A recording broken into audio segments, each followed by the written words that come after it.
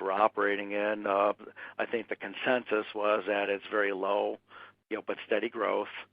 But the particular concern that people had, and I'm not sure that people were focused on what Alton was looking at on negative interest rates, but the view was that we were going to be in a low long rate environment for an extended period of time, and funding the liability streams on a go-forward basis was the big factor that everybody was focused on.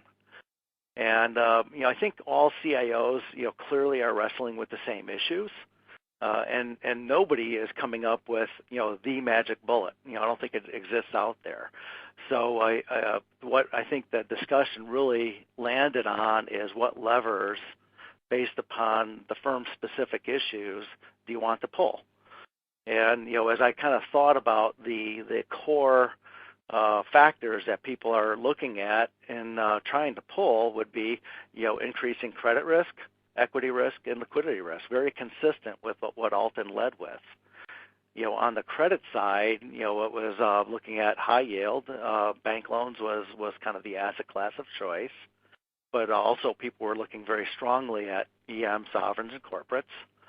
On the equity side, the focus of the group was increasing an allocation towards alternatives, or even pure public equities, as we mentioned, with Chuck mentioned earlier today.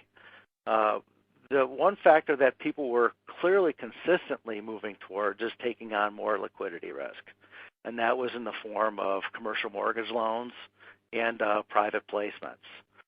I think the factors that people were balancing is capital usage, volatility, along with expected returns.